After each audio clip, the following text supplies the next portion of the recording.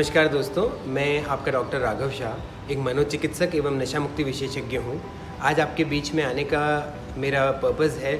कि हम डिस्कस करें अबाउट इंटरनेशनल ड्रग डे, या जिसे यूनाइटेड नेशंस ने international day against drug abuse and illicit trafficking का भी नाम दिया है। इस साल इसकी थीम है better knowledge for better care. यह थीम अपने आप में बहुत कुछ समझा देती है कि नॉलेज या इसके बारे में जानकारी का काफ़ी अभाव है और जिसकी ज़रूरत महसूस की जा रही है कि जन सामान्य में भी इनके बारे में कुछ चेतना उत्पन्न हो, जिससे कि आगे इस नशों की तरफ बढ़ने वाले व्यक्ति, जिनमें स्पेशली यूथ हैं, उनको बचाया जा सके या जो इसमें पड़ चुके हैं उनकी मदद की जा सके। तो दोस्तों, जानकारी साझा करने से पहले मैं दो मुख्य भ्रांतियों का निराकरण करना चाहूँगा। पहली भ्रांति है कि ये तो बहुत कम लोग करते हैं। तो ये देखा गया कि सन 2018-19 का जो भारत का एक पूर्ण सर्वे था कि किस किस प्रकार के नशे भारत में किए जा रहे हैं, तो उसमें यह देखा गया कि 10 से 75 वर्ष की आयु में करीबन 3 करोड़ लोग चरस, गांजा या जिसे यूथ वीड, मारिजुआना भी कहती है, इनका उपयोग करते थे। ये अनुपात में देखा जाए तो 40 में से एक व्यक्ति इसको प्रयोग में ले रहा था। अगर इनका इतना यूज़ है तो हम समझ सकते हैं कि और जो ड्रग्स हैं उनका भी यूज़ काफ़ी होता होगा।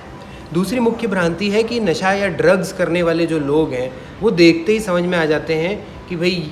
ये ड्रग्स करते हैं, लेकिन ये भी एक बहुत बड़ी भ्रांति है। अक्सर इन ड्रग्स को ठंडा नशा भी कहा जाता है।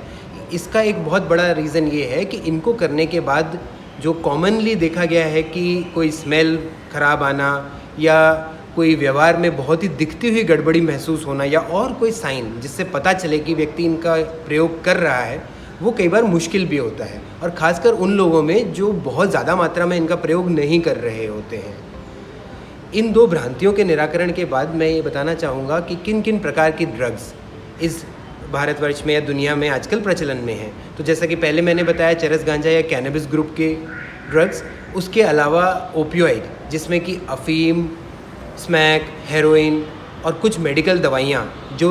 काफ़ी लोग इनको नहीं मिलने पे प्रयोग में लेते हैं या शुरुआत ही उन मेडिकल ड्रग्स के साथ में करते हैं, जिनमें कॉमन है ट्रामाडोल, टैपेंटाडोल, ब्यूप्रीनॉर्फिन इत्यादि। इनके अलावा दो और नशे जो कि ड्रग्स की श्रेणी में आते हैं वो हैं कोकेन और मेथेम्फेटामीन। ये दोनों एक उत्तेजना उत्पन्न करने वाले नशे हैं। इनका भी प्रयोग काफ़ी चलन में आ गया है। यूथ मेथ को क्रिस्टल या आइस के नाम से भी जानने लग गया है। इसके अलावा अक्सर देखा गया है कि कई बच्चे, खासकर कि अंडर प्रिविलेज्ड या कि जो स्ट्रीट चिल्ड्रन या अलग लोग हैं, वो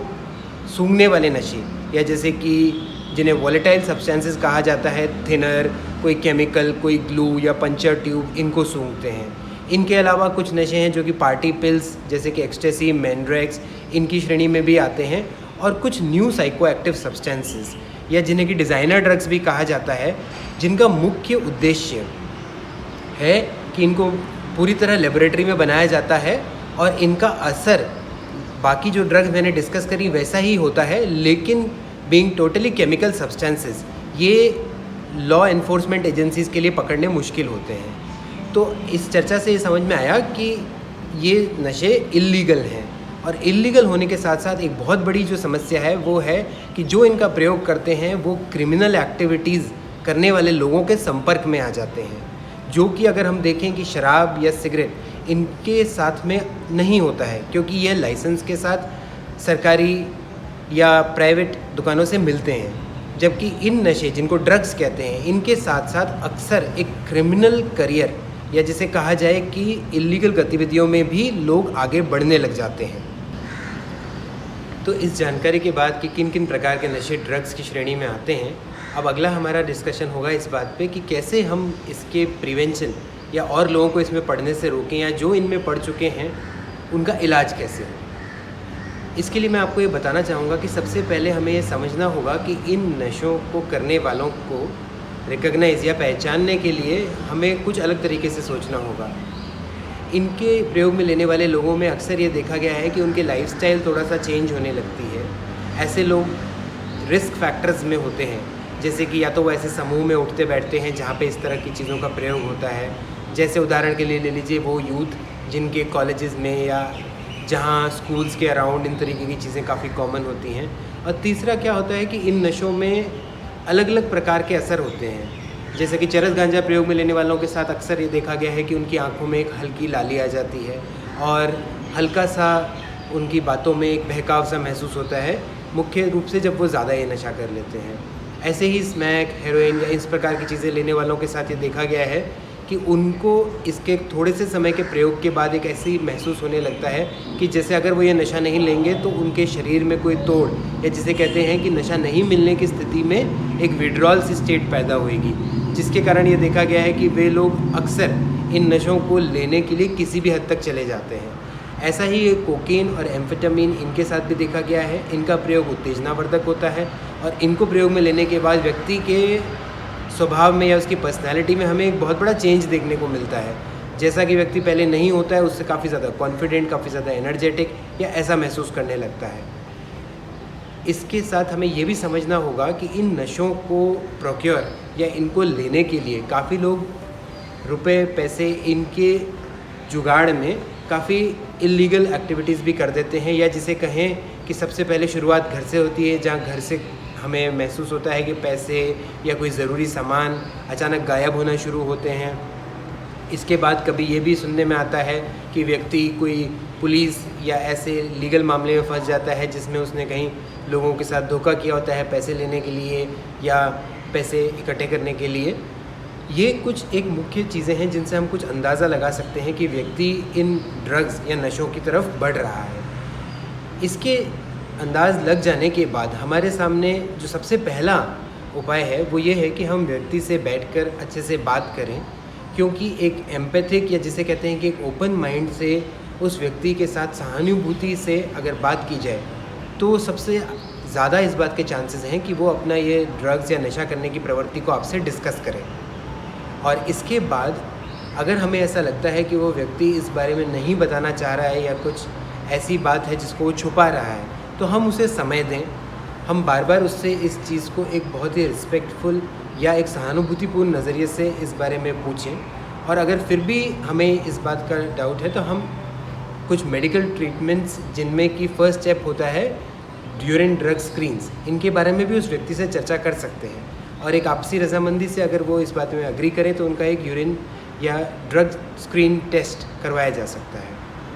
इसके बाद अगर व्यक्ति ये चीज़ें कर रहा है तो बहुत ज़रूरी है कि हम ये देखें कि कैसे वो इससे बाहर आ सकता है। जो लोग इसका बहुत ज़्यादा प्रयोग नहीं कर रहे हैं या जिनका हमें ऐसा लगता है कि वो इसे छोड़ने की कॉन्फिडेंस या एक अंदर से एक इच्छा व्यक्त कर रहे हैं, ऐसे लोग अगर अपने लाइफस्टाइल में वापस एक चेंज लाएं, एक बैलेंस लाइफस्टाइल की तरफ बढ़ें। जैसा कि अगर एक एग्जांपल लें यूथ का, तो अगर वो एक रूटीन एक्टिविटीज़ जिनमें कि कुछ फिज़िकल एक्टिविटीज़, अपना एक पढ़ाई लिखाई समय परिवार या दोस्तों के साथ बिताना और ऐसी चीज़ों को वापस अपने जीवन में लाते हैं, तो अक्सर ये देखा गया है कि नशों से उनका ध्यान हटता है और वो इस नशे को छोड़ पाते हैं। लेकिन कुछ लोगों के लिए ये नशा टोटली अपने दम पर या अपने परिवार वालों की मदद से ही छोड़ पाना पॉसिबल नहीं हो पाता। ऐसे व्यक्ति अक्सर वो होते हैं जो काफ़ी समय से नशे का प्रयोग कर रहे होते हैं और उनकी नशा करने की आदत काफ़ी बढ़ गई होती है, क्योंकि ऐसे लोगों में एडिक्शन या डिपेंडेंस इन नशों पे उत्पन्न हो जाती है। और इसका जो मुख्य साइन है वो ये है कि ऐसे व्यक्ति जब ये नशा नहीं मिलता है तो बहुत असहज हो जाते हैं, उनको मन में काफ़ी क्रेविंग या तलब या लालसा जागृत होती है और कुछ लोगों को इवन शारीरिक तकलीफ़ें शुरू हो जाती हैं। तो ऐसे व्यक्तियों को स्पेशली इलाज लेना ज़रूरी होता है और हमें उन्हें प्रेरित करना चाहिए कि वह इसका इलाज लें। तो ये जो 3 मुख्य बातें मैं आपसे आज डिस्कस करना चाहता था, जिसमें आज के दिवस की आपको एक महत्वपूर्ण क्या है वो मुझे समझाना था। इन ड्रग्स या ये भ्रांतियाँ जो इनके बारे में फैल रही हैं उनको सही जानकारी से मुझे दूर करना था। और तीसरा यह डिस्कस करना था कि कैसे इनका प्रिवेंशन या उपचार किया जा सके। तो इसके साथ आज की जो ये इंटरनेशनल ड्रग डे की थीम है better knowledge for better care, उसमें मैं ये उम्मीद करता हूँ कि मैंने आपको कुछ नई जानकारी या कुछ यूज़फुल या जिसे आप अप्लाई कर सकें ऐसी जानकारी उपलब्ध कराई है। और आगे किसी भी चीज़ में आप इसका प्रयोग करें और अगर ज़रूरत पड़े तो बेझिझक मनोचिकित्सक या किसी भी काउंसलर से मिलने में ना घबराएं। धन्यवाद।